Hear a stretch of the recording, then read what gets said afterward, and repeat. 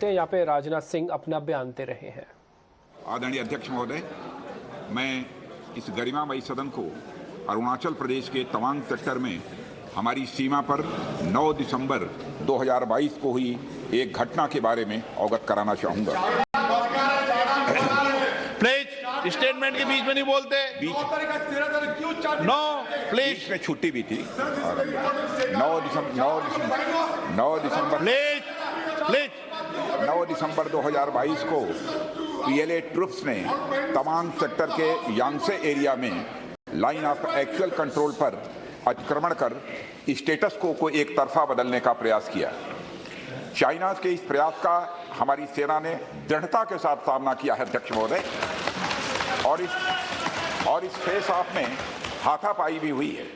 भारतीय सेना ने बहादुरी से पीएलए को हमारी टेरिटरी में अतिक्रमण करने से रोका और उन्हें उनकी पोस्ट पर वापस जाने के लिए मजबूर कर दिया अध्यक्ष महोदय। इस झड़प में दोनों ओर के कुछ सैनिकों को चोटें भी आई हैं और मैं इस सदन को अवगत कराना चाहता हूं कि हमारे किसी भी सैनिक की न तो मृत्यु हुई है और न ही कोई गंभीर रूप से घायल हुआ है।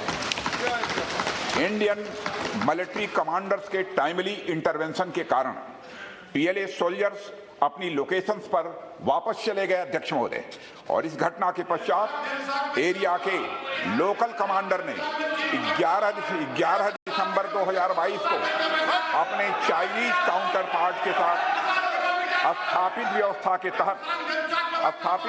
के तहत एक फ्लैग मीटिंग की और इस घटना पर चर्चा की।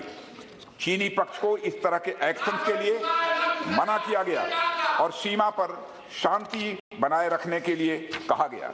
इस मुद्दे को चीनी पक्ष के साथ कूटनीतिक स्तर पर भी उठाया गया है।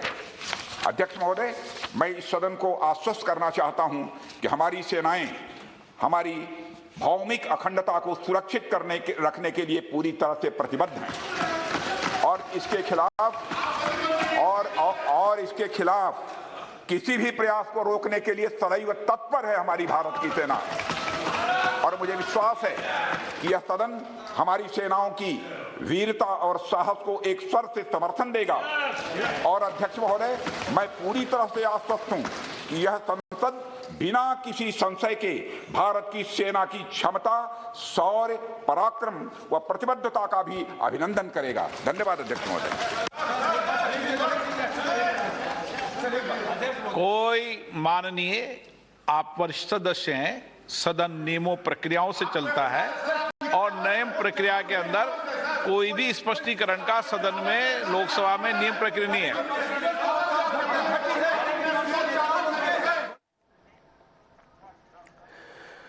तो रक्षा मंत्री राजनाथ सिंह ने अपना बयान सदन में रखा। उन्होंने इस पूरे मामले की जानकारी दी। 3 अहम बातें इससे निकल के आई। पहली बात है कि झड़प तो हुई थी, इसमें कोई दो राय नहीं है। ये बात सदन में रखी गई है। हाथापाई भी हुई है और कुछ चोटें भी लगी हैं दोनों तरफ के सैनिकों को। दूसरी बात उन्होंने रखी कि उन्होंने किसी तरह की कोई टेरिटरी के अंदर आने की और वहाँ पे कोई पोस्ट बनाने की कोई उन्होंने ज़रूरत नहीं की। अगर वो कर भी रहे थे तो भारतीय सेना ने उनको खदेड़ के उनकी पोस्ट पर उनको वापस भेज दिया।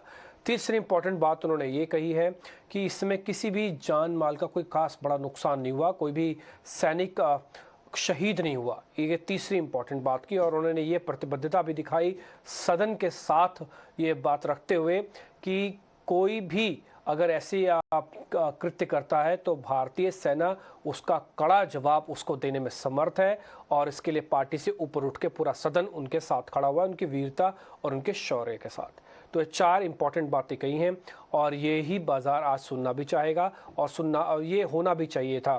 खैर